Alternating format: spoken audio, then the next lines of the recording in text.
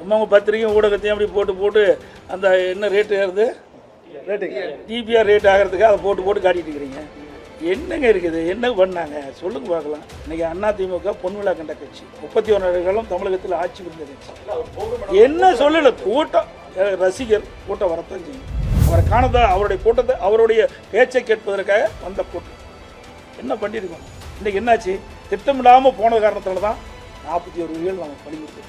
எதையுமே செய்யாமல் திரைப்படத்தில் இருக்க வரைக்கும் சம்பாரிச்சிங்க. விட்டுட்டு வந்தீங்க, நான் பல்லாயிரக்கணக்கு கோடி விட்டுட்டு வந்தேங்கிறீங்க. யாருக்கா விட்டுட்டு வந்தீங்க? ஆமாம், இன்னைக்கு சார் அதாவது விளையும் பயிர் முறையிலே தெரியுமா. இன்றைய தினம் அனைத்து இந்திய அண்ணா திராவிட முன்னேற்ற கழகத்தில் இணைந்துள்ளார்கள். அந்த விழா 2 இடத்திலும் எடுக்கப்பட்டுகின்றது. இன்றைக்கு அனைத்து இந்திய அண்ணா திராவிட முன்னேற்ற கழகத்தில் பல கட்சியிலிருந்து விலகி அதிமுக சேர்ந்து கொண்டிருக்கின்றார்கள்.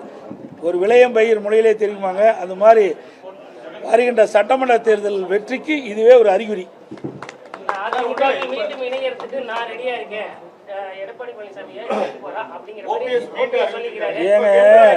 நான் பல தடவை சொல்லிட்டேன் தம்பி, உங்களுக்கு விறுவிறுப்பான செய்தி வேணுங்கிறதுக்காக அடிக்கடி இந்த கேள்வி கேட்டுட்டே இருக்கிறீங்க.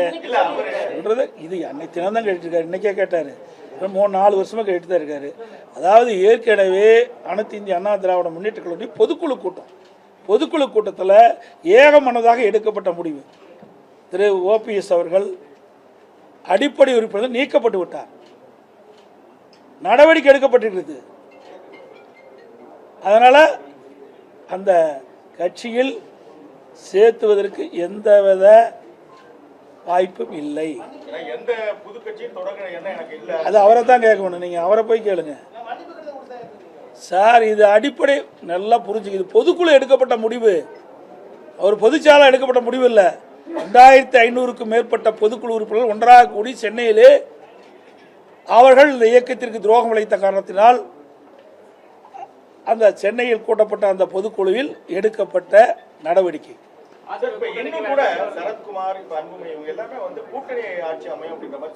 அவர்கள தலைவர் இல்லை, என்னங்க வம்பா இருக்குது. ராமதாஸ்ல எங்க அணியில் இல்லையே. அன்புமணியில் அப்படி சொல்லவே இல்லை, தவறான கருத்து சொல்ல. அவர் சரத்குமார் ஏங்க, அவரே தலைவர், கட்சிக்கு தலைவர் சொன்னீங்களா, கேள்வி கேட்டீங்களா, பரவாயில்ல. கட்சியில் 1008 பேர் இருக்கிறாங்க. அந்த கட்சி வளர்வதற்காக கட்சியில் இருக்கிற உறுப்பினர்கள் ஆர்வமாக செயல்பட வேண்டுவதற்காக அந்த கருத்தை சொல்லுவாங்க. ஒவ்வொரு கட்சியிலையும் சொல்லுவது தானே, அப்போ தானே தொண்டை உற்சாகமாக பாடுபடுவாங்க. எங்களுடைய அனைத்து இந்திய அண்ணா திராவிட முன்னேற்ற கழகம், நான் ஏற்கனவே பலமுறை சொல்லிட்டேன், அதிமுக தான் ஆட்சி அமைக்கும் சார். இன்னும் தொடங்கல சார். யார் சொல்லியிருக்கிறாங்க?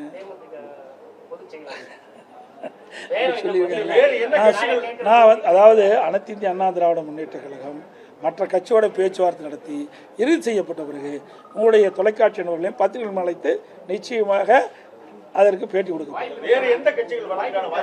நிறைய கட்சி இருக்குது, அதெல்லாம் இப்படி ஓப்பனாக பேச முடியுமா? எது பேசணுமோ அதை தான் பேச முடியும். தொடர்ந்து ஸ்டாலின் அவர்கள் இந்த பெண்களுக்கு பாதுகாப்பு இருக்கு அப்படின்னு தொடர்ந்து இப்ப கூட மகளிர் மாநாட்டில் பேசிட்டு இருக்காரு. ஆனா நேத்து கூட சென்னையில ஒரு குடும்பத்தையே வெட்டி இன்றைக்கும் நடந்திருக்குது. இப்ப நான் வரும்போது ட்வீட் போட்டு தான் வந்திருக்கிறேன். தினம் நடக்குதுங்க, 1 நாள் 2 நாள் நடக்கல. தினந்தோறும் தமிழகத்தில் பாலியல் சீட்டல் நடந்து கொண்டே தான் இருக்குது. இந்த ஆட்சியில் கண்டுகொள்ளவே இல்லை, அதுக்குண்டான நடவடிக்கை எடுக்கல. எனக்கு ஸ்டாலின் பேசுறாரு, உங்க பத்திரிகை ஊடகம் தானே வருது, அந்த செய்தி வச்சு தான் நாங்கள் சொல்றோம். இன்றைக்கும் நடந்திருக்குதாக செய்தி வந்திருக்குது. செய்தி அடிப்படையில் நான் ட்விட்டரில் நான் போட்டுக்கிறேன். கூட்டணி பலமாயிடுச்சு உங்க தரப்புல சொல்லப்பட்டாலுமே கூட இது ஒரு அழுத்தத்தினால சேர்ந்த கூட்டணி அப்படின்னு எதிர்க்கட்சியினர் விமர்சனம் பண்றாங்க. அப்படிதான் ஏங்க, கூட்டணி வரலைன்னா கூட்டணி வரலைமாங்க. அப்புறம் 4 மாதத்துக்கு முந்தைய உங்கள் டிவி பத்திரிகையில் என்ன சொன்னீங்க, எடப்பாடி பழனிசாமி கடையை விரிச்சு வச்சுட்டு இருக்காரு, யாரும் வரலைங்க. கூட்டணியெல்லாம் வந்தவர்கள் என்ன சொல்கிறீங்க, ஆஹா இது அழுத்தம் கொடுத்து வந்ததுன்னு சொல்கிறீங்க. இதெல்லாம் வேண்டுமென்று திட்டமிட்டு எதிர்கட்சிகள் அவதூறு பிரச்சாரத்தை பரப்பிட்டாங்க. ஒன்றும் நடக்காது. தெளிவாக நாங்கள் பேட்டியே கொடுத்துட்டோம். பாரத பிரதமர் நரேந்திர மோடி அவர்கள் அங்கே முதற்கூட்டம் தேர்தல் நடைபெற்ற அந்த மதுராந்தகம் கூட்டத்தில் அழகாக பேசினார். அந்த கூட்டம் முடிந்த பிறகு நாங்கள்லாம் எங்களுடைய கூட்டணி கட்சி தலைவர்கள்லாம் ஒன்றாக இணைந்து அற்புதமான பேட்டி கொடுத்தோம். உங்கள் தொலைக்காட்சியெல்லாம் வந்திருக்குது.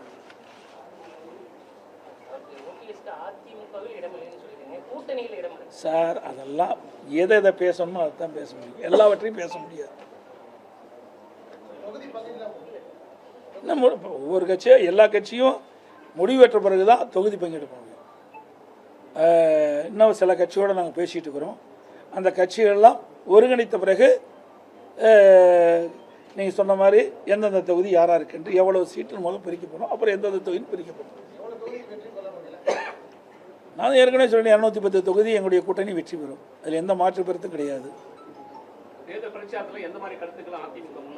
அது எப்படி முதல்ல சொல்ல முடியும்? முன்கூட்டியே சொல்ல முடியாதுல்ல, ஒரு சிலவற்றை தான் சொல்ல முடியும். அப்புறம் அதுக்கு வேல்யூ இல்லாமல் போயிடும். தேர்தல் என்பது மக்கள் எல்லாம் அவரோடு எதிர்பார்த்துட்டு இருக்கிறாங்க. தமிழகத்தில் திராவிட முன்னேற்ற கழகத்தை அகற்றப்பட வேண்டும்.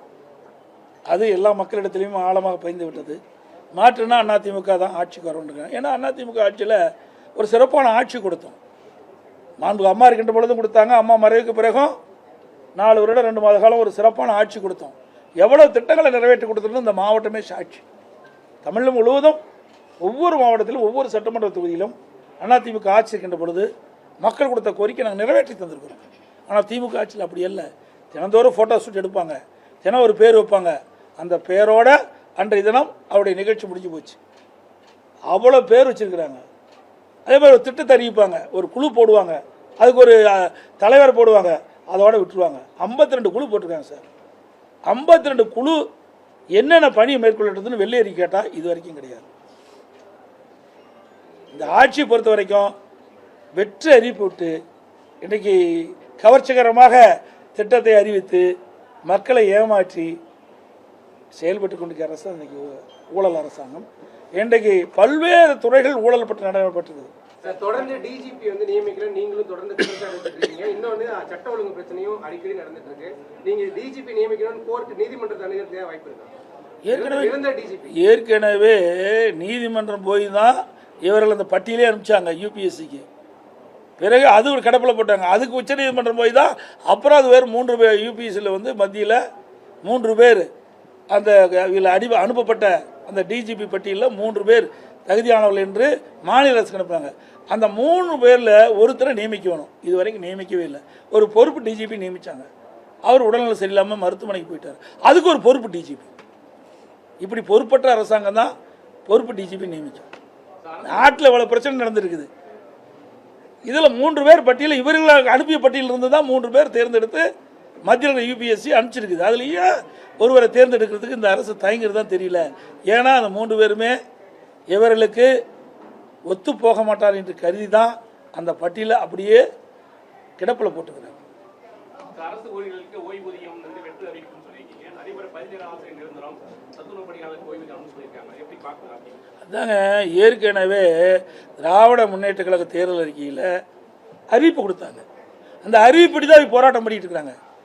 2021 சட்டமன்ற பொதுத் தேர்தலில் திராவிட முன்னேற்ற கழகம் ஆட்சிக்கு வந்தால் நாங்கள் இந்தந்த அமைப்பு என்னென்ன கோரிக்கை வச்சுதோ அந்த கோரிக்கையில் நிறைவேற்ற வேணும்னு தான் இவர்கள் கோரிக்கை வச்சாங்க. அந்த கோரிக்கை அடிப்படையில் திமுக கட்சி அந்த அறிவிப்பு வெளியிடுது. இப்போ அவங்க கேட்குறாங்க, இது வரைக்கும் 4.25 ஆண்டு காலம் ஆச்சு, நீங்கள் தேர்தல் நேரத்தில் உங்களுடைய வாக்குறுதி நிறைவேற்றலை, அதுக்காக போராடுறாங்க. ஆனால் அந்த போராட்டத்தை இவர் கண்டுகொள்ளலை. கைது பண்ணி சிறையில் அடிச்சிருக்காங்க. சரி, கைது பண்ணி அங்கங்களுடைய மண்டபத்தில் வைக்கிறாங்க, மாதிரி வெளியிட்டுறாங்க. மறுபடியும் போராட்டம் தொடர்ந்து நடந்துகிட்டே தான் இருக்குது. ஆக அவர்கள் கேட்பதில் என்ன, நீங்கள் வாக்குறுதி கொடுத்தீங்க, வாக்குறுதிப்படி நாங்கள் வாக்களித்தோம், நீங்கள் ஆட்சிக்கு வந்துட்டீங்க, ஆட்சிக்கு வந்தபடி வாக்குறுதி நிறைவேற்ற வேண்டும் மட்டும் தான் போராட்டம் பண்ணுறாங்க. நான் தான் ஏற்கனவே நாங்கள் அந்த கூட்டத்தில் சொன்னேன், அத்தனை பேரும் விவசாயிகள் போராட்டம், அதே மாதிரி தூய்மை பணியாளர் போராட்டம், அரசு ஊழியர் போராட்டம், செவிலியர் போராட்டம், சத்துணவு போராட்டம்,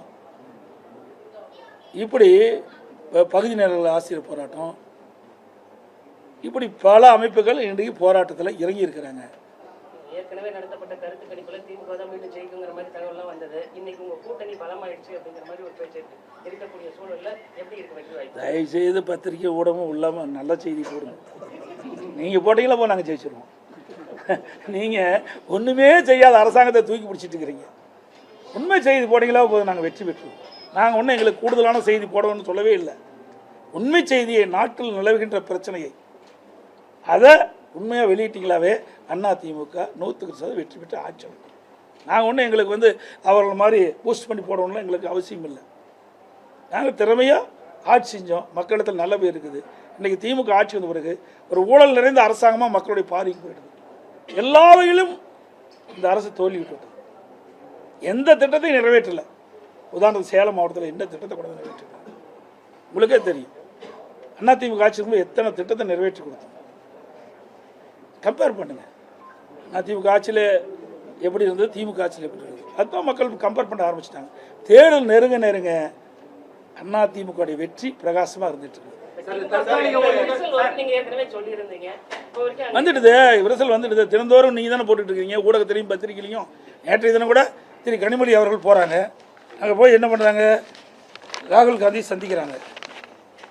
ராகுல் காந்தி சந்தித்த பிறகு இதுக்காக சந்திக்கிறாங்க, எங்களை தான் சொன்னாங்க. எடப்பாடி பழனிசாமி டெல்லிக்கு அடிமைனாங்க. யார் அடிமை? நாங்கள் அடிமை இல்லை, திராவிட முன்னேற்ற கழகம் தான் அடிமை. இன்னைக்கு அங்கே போய் கெஞ்சிக்கின்ற நிலவிக்கு வந்துடுது திமுக. இங்கிருந்து அங்கே போய் பேசுகிறாங்க. அதில் அழைச்சிட்டாங்கல்ல, இங்கிருந்து அங்கே அழைச்சிட்டாங்கல்ல. அங்கே தானே போய் ராகுல் காந்தி சந்திச்சாங்க, அங்கே தானே திருமதி சோனியா அம்மாவை சந்திச்சாங்க. அப்போ குழப்பம் வந்துடுதில்ல திமுகவில். திமுகவில் காங்கிரஸ் இருக்குமா இல்லையா என்பது தடுமாறி கொண்டு இருக்கின்றது.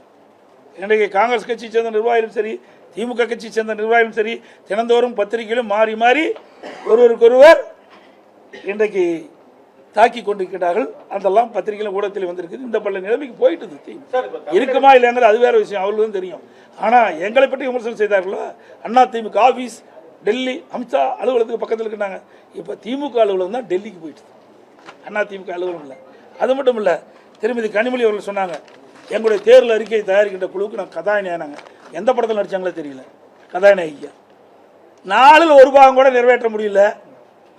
நான் தான் நிறைய சொன்னேன். இவர் திராவிட முன்னேற்ற கழக தேர்தல் அறிக்கையை தயாரித்து குழு திருமதி கனிமொழி தான் தயாரித்து கொடுத்தாங்க.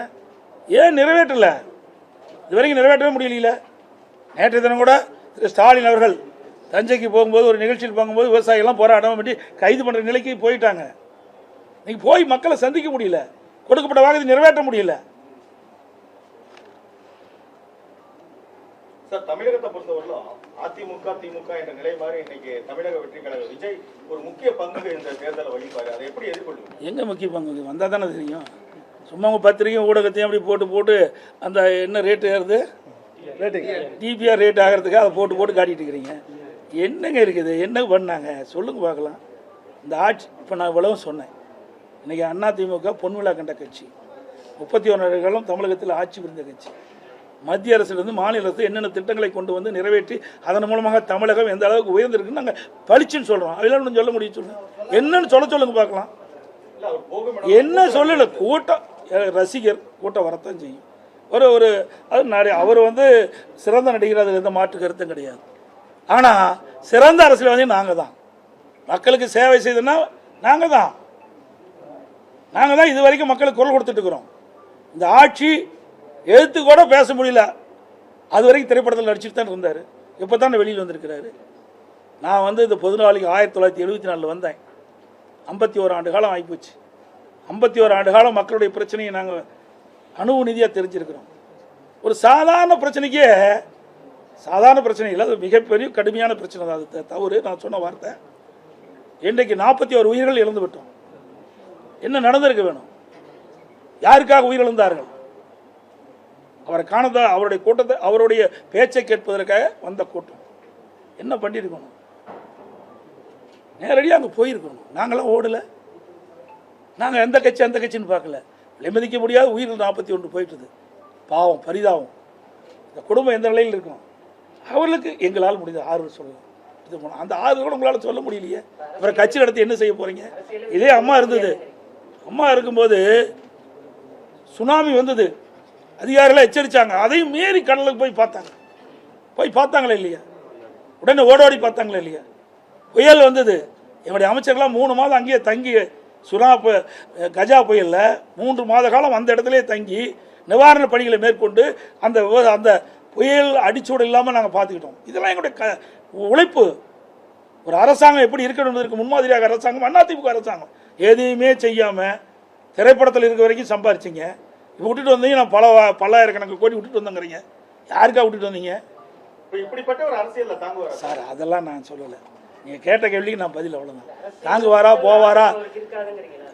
அதாவது அனுபவம் வேணும். இது சாதாரண விஷயம் இல்லை. இன்றைக்கி என்னாச்சு? திட்டமிடாமல் போன காரணத்தில் தான் 41 உயிர்கள் நம்ம பழி கொடுத்துட்டோம். சாதாரண விஷயம் இல்லைங்க. 41 குடும்பம் இன்றைக்கி அனாதி ஆகிட்டதில்ல. ஆமாம் இன்னைக்கு மக்களோட ஆதரவு அவருக்கு இருக்காதுங்கிறீங்க. சார், அதாவது விளையும் பயிர் முளையிலே தெரியுமாங்க. நாம் மக்களை இன்னைக்கு ஒரு ரசிகர் பட்டாலும் ஏறலாமல் இருப்பதற்காக எதை வேணாலும் பேசிட முடியாது. இது 8 கோடி மக்களுடைய வாழ்வாதார பிரச்சனை. ஒரு அரசாங்கம் வந்தால் எப்படி செயல்படும் என்பதை பார்க்கணும். கொரோனா காலம் இருந்ததுங்க. கொரோனா காலம் வந்தால் இவ்வளோ வீட்டு விட்டு வெளியே வருவாரா? நான் 32 மாவட்டத்துக்கு நேரடியாக போனேன். என்னை கூட மருத்துவர்கள் சொன்னாங்க, நான் அடிக்கடி சொன்னேன். ஆனால் நான் 15 மாவட்டத்துக்கு போயிட்டு 16ஆம் மாவட்டம் திருச்சிக்கு போகும்போது தமாக தலைவர் ஒருத்தர் அவர் பிரமாதமாக விவசாயி என்ற பேசிட்டு இருந்தார். ஒரு வாரம் கழித்து அவர் கொடுத்துருந்தார். அந்த செய்தியெல்லாம் அவர்கிட்ட கேட்கணும்னு சொன்னேன். இறந்துட்டார். அருமையான உடல், 55-57 வயசு தான் இருக்கும். அப்படிப்பட்ட சூழ்நிலை கூட 32 மாவட்டத்துக்கு நேரடியாக போனோம். மக்களை போய் சந்தித்தோம். அந்த காலகட்டத்தில் ஒரு இக்கட்டான காலகட்டம். மக்களை காக்க வேணும், மக்களுடைய பிரச்சனை தீர்க்க வேணும். அதையெல்லாம் நேரடியாக சேர்ந்து நீங்கள் எல்லா ஊடகம் பார்த்தீங்க, எல்லா இடத்துலையும் போனோம். அப்படி ஒரு சூழல் வருகின்ற போது இவரெல்லாம் எப்படி சமாளிக்க முடியும்? இல்லை சார், இவ்வளோ பலம் வாய்ந்த ஒரு கட்சியை அவர் எங்களுக்கும் திமுக தான் சார், 1008 பேசலாம், அது வேற. அவருடைய இது சுதந்திர நாடு, யார் வேணாலும் கட்சி ஆரம்பிக்கலாம், யார் வேணாலும் ஒருத்தர் வருவதற்காக பேசலாம். அதையெல்லாம் பொருட்படுத்த வேணுமா? உங்களுக்கு பத்திரிகையாளர் ஊடகமும் தெரியும். ஏதாவது பேசி கீசி விறுவிறுப்பாக செய்தி பல வேணும். அதுக்காக என்கிட்ட கேட்க முடியாத கேள்வியாக கேட்குறேன். எந்த கேள்வி கேட்டாலும் நான் பதில் சொல்ல தயார். அதில் எந்த மாற்று கருத்தும் கிடையாது. எதற்காக சொல்லினா யாரையும் நான் குறைச்சி மதிப்பிடல. இது அரசாங்கங்க. அரசாங்கத்தில் அனுபவம் தேவை. அனுபவம் செய்யவே முடியாது. பெரிய கஷ்டங்க. இன்றைக்கு அதிமுக ஆட்சியில் பொன்மனச்சம்பள புரட்சித்தலைவர் எம்ஜிஆர் இருந்தார், அம்மா இருந்தால், அம்மா மறைவுக்கு நாங்கள் இருந்தோம். எந்த அளவுக்கு வளம் இருக்குதுன்னு பாருங்கள். மற்ற மாநிலத்தை ஒப்பிட்டு பாருங்கள். இன்றைக்கு இவ்வளோ தூரம் வளர்ச்சி அடைவதற்கு காரணம் அனைத்து இந்திய அண்ணா திராவிட முன்னேற்ற கழகம் ஆட்சி இருந்த காலத்தில் தான். அதுதான் நாங்கள் தைரியமாக சொல்கிறோம். சார், தற்காலிக பணியாளர்கள், ஒப்பந்த பணியாளர்கள் இப்போ பணி நிரந்தரம் செய்யணும்னு போராடுறது ஒரு பேசனா மாறிச்சுன்னு சொல்லிட்டு அமைச்சர் பாருங்க, அதான் சொல்லணும். இவர்கள் தானே கொடுக்கப்பட்ட வாக்குறுதி. இவர்கள் தான் இந்த வாக்குறுதி கொடுத்தாங்க. யார் வாக்குறுதி கொடுத்தாங்களோ அவர் தான் அவங்க கேட்குறாங்க. ஆனால் ஒரு பேசனா போயிடுச்சுன்னு அதுதான் அலட்சியமாக இருப்பது. அலட்சியப்படுத்தக்கூடாது. மக்களுக்காக தான் நம்ம அரசாங்கம் நடத்துகிறோம், மக்களுக்காக தான் அமைச்சராக இருக்கிறோம். அது மூலம் உணர வேண்டும். அவர்கிட்ட அழைச்சி என்னென்ன பிரச்சனையை எடுத்து சொல்ல வேண்டும், புரிய வைக்க வேண்டும். இதையெல்லாம் அவர்கள் செய்ய வேணும். சர்வாதிகாரம் மாதிரி நடந்தால் வர்ற தேர்தலில் அதற்கு தகுந்த பதிலடியை மக்கள் கொடுப்பார். அனைத்து ஊடகங்களுக்கு பதில் நன்றி, வணக்கம்.